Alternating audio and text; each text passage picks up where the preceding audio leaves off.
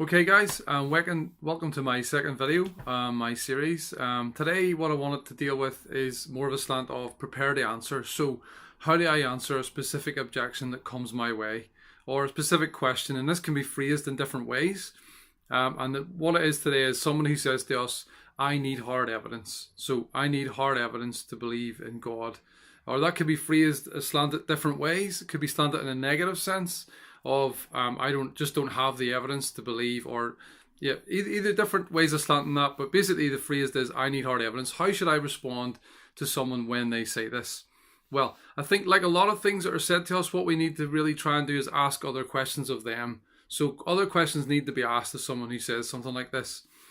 Things like, well, what would constitute hard evidence? So what kind of evidence would you be looking for? If God were to reveal himself, how would that be demonstrated? How would you expect that to be demonstrated?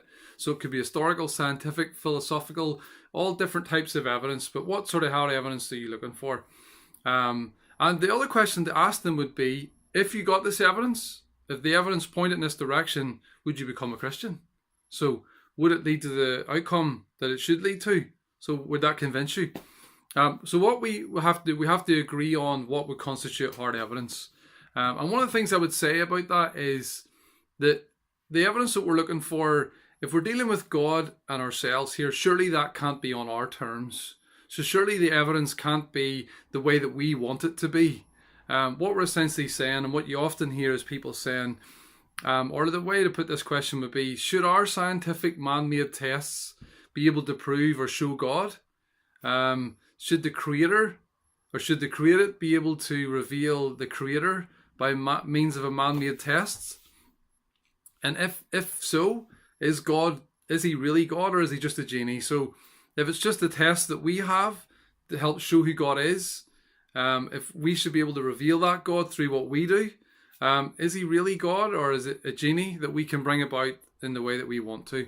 So what's underlying this belief, this idea that God should be able to be proved empirically, scientifically, the way we think he should, is this idea that science is the only truth.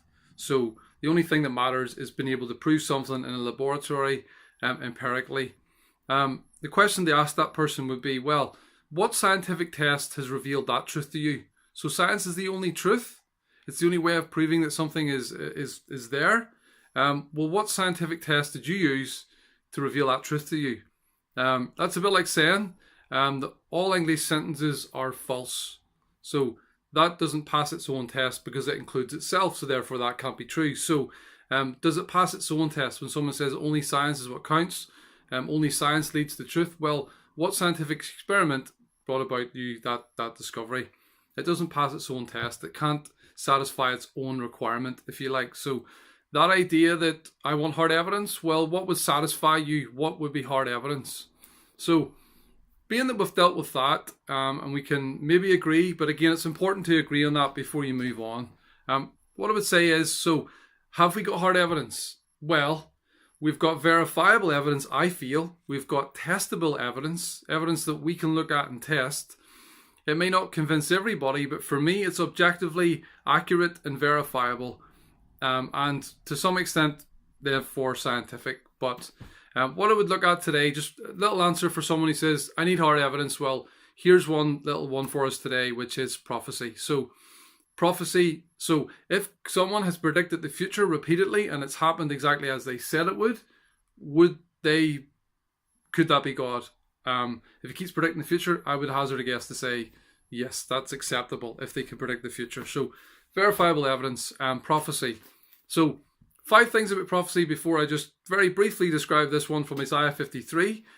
If we can prove that the prophecy was written before the event took place, if we can prove that it was specific enough about a specific event or person, if we can prove that it was fulfilled, if we can back that up with witnesses who were hostile to the people involved, external evidence, and we can say the person couldn't have fulfilled the prophecy themselves, then for me it satisfies them 5 tests, which we'll look at now. Isaiah 53, it says a messianic prophecy about Jesus coming. It says that he was pierced for our transgressions, he was crushed for our iniquities. It then also says that he was oppressed and afflicted, yet he did not open his mouth.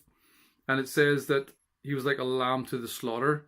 It also then says he was assigned a grave with the wicked and with the rich in his death, so he had done no violence. So the Isaiah prophecy was written in about 750 BC. Not everyone's going to accept that it was written in 750 BC. So what date can we prove? Well, Dead Sea Scrolls.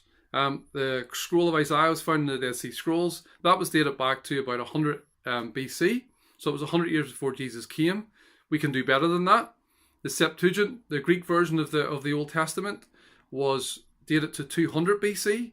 Now, if it was dated to 200 BC, then it had to have been copied and translated into the Greek, which meant that it was probably going to go back to about 300 BC. So we cannot agree on 750 BC with the skeptic, that we can say it was written before Jesus came. That is certain. It was before Jesus came. The scriptures themselves are very clearly, specifically about Jesus. It said he was pierced for our transgressions. It says that he was assigned to the grave of the wicked. It said that he did not open his mouth. So someone was crucified and pierced, and yet they did not open their mouth. That can only have been about Jesus. It could not have been about anyone else. Again, we could talk about that some more. Also then, fulfilled, we know from the New Testament that Jesus fulfilled this, and the apostles preached this message and died for this, to verify it, as did Paul. We also have external evidence from Tacitus and also from Josephus, verifying that he was crucified, that he was pierced, and basically crucified under Pontius Pilate, under the emperors at the time. We have all that verified historical evidence from people who did not believe in Jesus. They verify the details that we have in our New Testament to say that yes, he was pierced. So we have the evidence as well. The other last little bit, could Jesus have fulfilled this prophecy himself, knowing that was written about him? Extremely unlikely that he could have been crucified, pierced, assigned a grave, basically his cross between two criminals, and then decide where his grave was going to be as well. So this is hard, factual, verifiable evidence. 5 things. Prophecy, we know the date was before Jesus came. We know that it was specifically about Jesus. We know that he fulfilled this prophecy as verified by our New Testaments. Don't believe the New Testament? Well, it's also verified by external witnesses, by people we would consider to be hostile witnesses that were not out to support or promote Christianity. And then last of all, Jesus could not have fulfilled this himself. So that's a bit of a long-winded answer to how can I answer someone who says, I need hard evidence. Find out what would constitute hard evidence. Would you respond if you've seen it, if you actually had this evidence? And guess what? There is actually evidence in the Bible itself and verified externally to prove that it is actually the Word of God. So hopefully it helps. Drop some comments, again, some likes, and any more questions that you may have. Thanks.